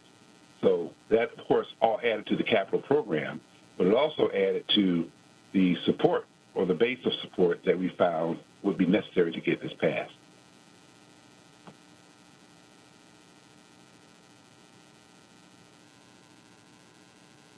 Are we there? Hello? Yep, I hear you. Thank you, Chris. Oh, okay. I'm sorry. We need to go to Janet LeVar. Thank you, Mayor. Can you guys hear me okay? Yes, we can. Great, thank you so much. I want to thank you and Tyler for bringing together this terrific panel, and I wanted to build on Betty's comments. I think I heard Chris from Broward talk about 31 municipalities being included, and there was some percentage of the total package that was actually gone to the cities and there was some sort of project by project basis approach. So, on again, building on Betty's comments around regionalism and how we think about the connectivity of this work to the balance of the region. I'm curious, Chris, you mentioned that there was a group that judged and rated those projects. So I'm curious to know who kind of comprised that group. And then a second part to that question is, have those projects in other municipalities actually been realized? Well, as to the first question, we have a 9-member oversight board that is comprised of engineers, architects, transit riders, accountants. And it is their job to take a look at those projects that are submitted, not only by the city, but by the county as well, to make sure, number one, that they comport with the specifics of the statute, of the state statute, the state transportation statute under which the bond or the referendum was passed. And second, to make sure that from a financial standpoint, that the projects can be paid for. So their job is to first look at the project and make sure that it is an eligible transportation project, and then to take a look at the budget and make sure that in that any calendar year we're not exceeding the allocation given to the city. Second part of your question, have we started to realize those projects? And the answer is yes. Some of the smaller projects have already begun to take place. There's some of we purposely went for a lot of the low-hanging fruit to demonstrate that the citizens that we were actually going to deliver projects for them. And some of those projects are like the drainage projects, the span wire replacement with mast arms, and some of the road resurfacing. One of the first things I did was went and ordered 147 brand new buses so that the public could actually see, and we're actually in the middle of receiving that order now, so the public can actually see where their dollars are. Each project actually has a sign that actually says paid for by Penny for Transportation, your tax dollars at work. We've got placards on all of our buses to say that. So, yeah, the projects are starting to roll. Again, we started with the low-hanging fruit. Some of the major capital projects are either in design or first phase of construction. But it has taken us a while. It's taken us about a year to really get things rolling. We did have some things already on the book that we were able to accelerate, and some were already in design. But the answer is yes. So some of the projects, not as many as we would like to see, but some of the projects are actually starting to take shape. Thank you very much. Thank you, Janet. Thank you, Chris. Do I have anyone else who's raising their hands? Okay. Mayor, I'm sorry. Is it Steve? Mayor, this is Stephen Stansbury again. I am listening and taking copious notes, and it seems to me like thematically there's quite a few questions that, as earlier alluded to, were related to how we would define what our greatest needs are. And then this other struggle on the bookend side of this, which is how big an ask do we make of the voters? And is it a big, medium, or small in terms of scale? And I know that there's a lot of interest in not carrying the weight of those kinds of decisions on the task force's shoulders exclusively. And one of the things I wanted to share with them is maybe just a little bit of information that we hope to be obtaining in the coming months through some public engagement. And in recognition, obviously, that these are unusual times, our strategy for engagement needs to be somewhat tailored to this moment in time. So with just a little bit of liberty here, I'd love to just give you a quick rundown of some of the things that are going to be happening. So we know that we need to get a survey out into the general public ASAP. And so as early as August, the plan is to have a public-facing survey that addresses a lot of questions regarding our values, our priorities, our needs, so that we can report back what those findings are. And then Similarly, there's a biannual transportation survey that CDOT regularly administers. We've accelerated the schedule of that so that we can generate results prior to December so that that information can likewise be considered. So that will be occurring with results in mid to late October. But then we also recognize, too, that there's a lot of discussion about the scale of this may need to be more considerate of how we think regionally as opposed to just exclusively thinking about mobility within Charlotte or the relationship between the two. And so I know that there's going to be some polling that takes place pre-November in order to best understand kind of what's happening outside of Charlotte in terms of our thoughts and opinions.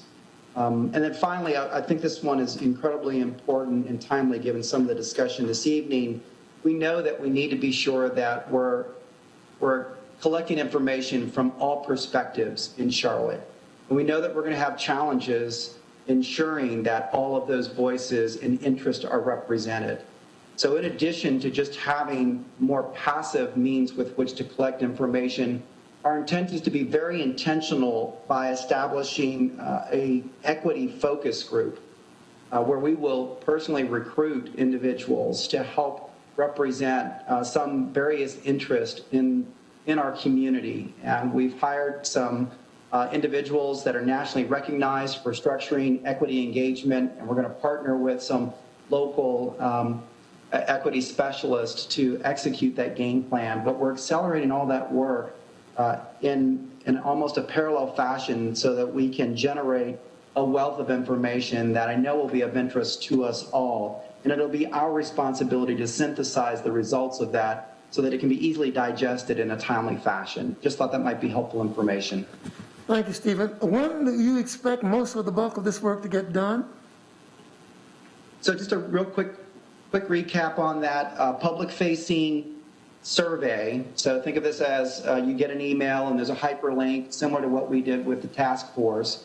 That would be occurring in early August. And we'd love to keep that open for at least 3 to 6 weeks. And so we'll have some discussions about what kind of levels of participation and the variety of input that we seek to achieve through that. The longer we have it open, the more input we get. But we also recognize that we need to close those surveys at some point in time so that we can generate results for you all. So look for that in early August. We'd be looking for help from the task force to help promote that, quite frankly. I think we need to ensure that this gets out to every network that we can possibly append it to in Charlotte so that we can increase both the volume as well as the richness of diversity represented in that survey. Would we be in a position to discuss some of the results of this effort by the September or October meeting? We absolutely intend to include that on our agenda. And I think it would be helpful to send that material to the task force in advance so that we're not presenting it and you're seeing it for the first time, but instead maybe bringing some questions about what it is that we're seeing in the data that results from that. Okay. I know we have 2 more hands. Are there 2 more hands up? And we're going to have to. And I know it's 8 to 2. We're going to have to begin to conclude, but let's see. We've got Jean. And William again. I'm sorry. So we'll go to Jean. Jane. Jean. I don't know if he heard us. I see up there William Hughes, and you're telling me that... Jim Marascio. Oh, Jim. Yeah. Marascio. Jim, are you out there still? Quick question. Well, first, I appreciate the statement there by Stephen about presenting the survey results in advance. It would have been nice to see the results that were shown briefly tonight, if that could have been emailed out in advance. I'm going to speak to that in a minute, but go ahead and make your comment. I guess one of my questions is really about priorities, and when everything's a priority, nothing's a priority. So if we're looking at funding in the statement a few minutes ago about how much do we go out and ask the taxpayers for, I guess my question is, are there cities elsewhere that have that experience? reprioritizing existing tax dollars from other services that were either underutilized or deemed not as high a priority as something like this. So effectively, rather than going, for a big nut to the taxpayers, could something smaller happen and shift existing dollars? And is there any experience of that being done successfully? That's a very complex question, particularly when governmental bodies allocate budgets. Getting that shifted is an effort that requires some input from those who are elected leaders. But it's a very, that's exactly why I asked the question. it's a very good question that we may want to discuss as we move forward to talk about what the magnitude of this whole system might be. But thanks for raising that at this point. And I'll appoint you as the person who will make sure we not forget that question as we get into more detail on that. Yes. Okay, who's next? I think William has another. William Hughes? Yeah, so I had just a real quick comment in regards to the surveys. A couple of things with the surveys. It seems like, we're good in Charlotte for collecting data, hiring companies from outside to collect data all the time. And it seems like we should be able to archive some of the data that we have to expedite some of our processes. That's just my observation.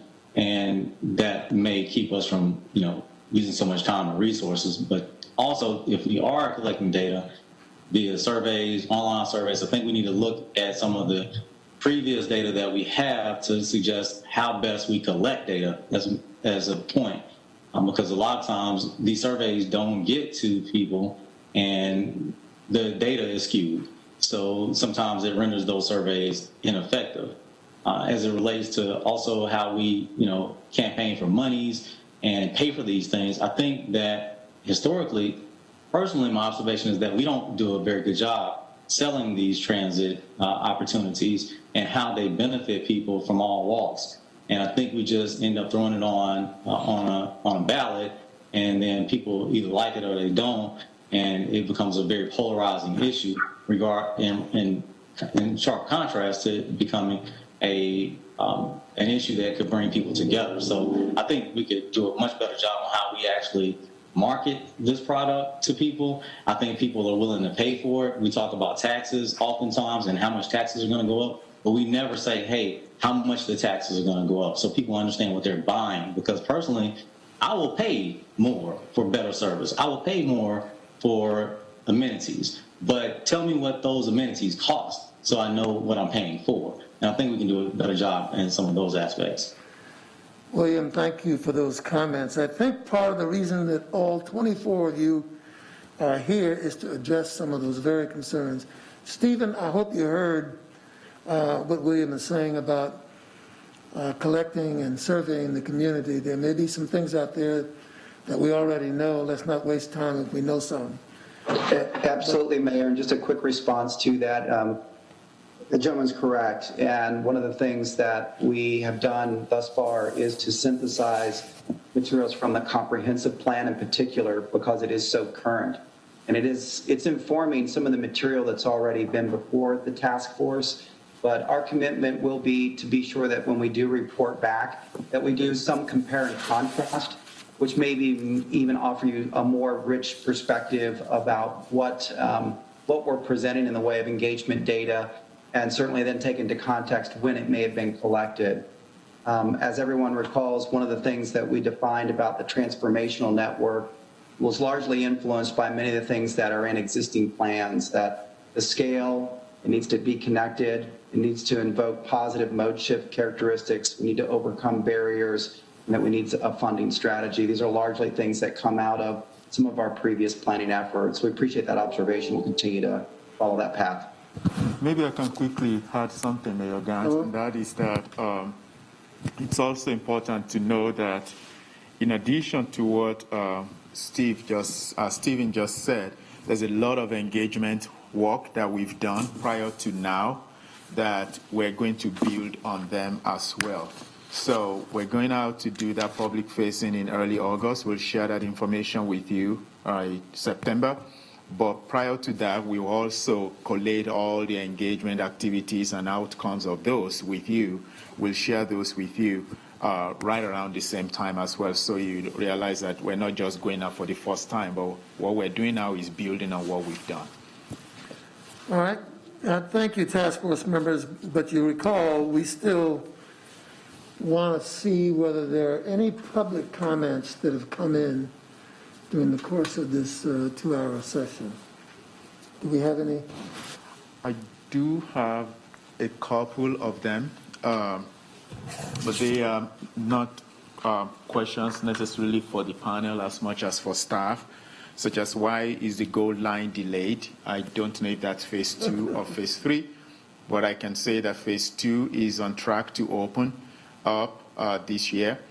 Phase 3, we're going to be presenting to council on Monday the progress and an update on that. We're going to be presenting to City Council with regards to phase 3. Why are we studying East and West connectivity versus funding and implementation of mobility? That's one of the reasons we're here. We're studying Silver Line because we already have a blue line that connects the university to Pineville and will extend to Ballantyne in the future.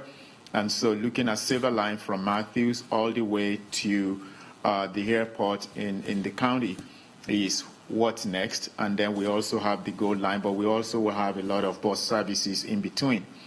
How will the task prioritize equity for East and West communities? I believe that some of those questions on equity have been responded to tonight, but that's at the forefront of the work we're doing. We're going to continue to push the envelope on redefining equity, whether as part of the plan or also as part of the work we're doing in the mobility space. And then there was a question with regards to exploring fare capping to alleviate burden for low-income residents and to promote public transit. Yes, that's another thing that we are going to be having a conversation with Council on as we update on transit on Monday, talking about possibility of fare capping, reduced fares, or zero fares where possible.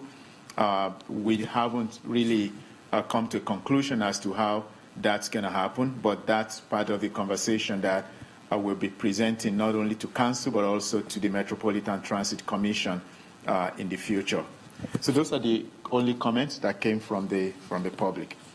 Okay. Stephen, if you're still there, can you do a couple of things real quickly for us? Can you put on the screen the results of the survey that was taken from each of you members of the task force, and then make sure that everybody gets a copy of it to review? And while I'm still speaking, let me just suggest that we hope to have as good an attendance as we have tonight in tonight's meeting in August, which will be about 3 weeks from now, August 20th. Yes. And we're going to take a deeper dive and look now more to what we in Charlotte should be beginning to address and what are the top issues. And for that reason, I want you to pay close attention to correspondence that may be coming prior to that meeting. But Stephen, if you can quickly review that questionnaire that I think most of you responded to, and that we'll provide you a copy that will give you a sense of what you're thinking about. You got some of this tonight, but I wanted to visually make this available to you. Yes, absolutely, Mayor, and hopefully you all can see that on screen right now. Thank you, Sarah, for pulling that up. I think one of the things I want to leave with you is that this was a little bit of an experiment. We recognize how challenging it can be, so I'm often one of those people that says, please, let's try to embrace imperfection when we can, and you all have been very gracious with your time. And so we want to be sure that we're good stewards of the time that does remain. It's pretty clear that there's an appetite for more of this, what we've done tonight, where you have the opportunity to engage back and forth, and truthfully, that's the value of assembling a group like this, so we recognize that. Moving forward, we're going to challenge ourselves based on this survey result, essentially to ensure that that we have some form of dynamic communication during these meetings.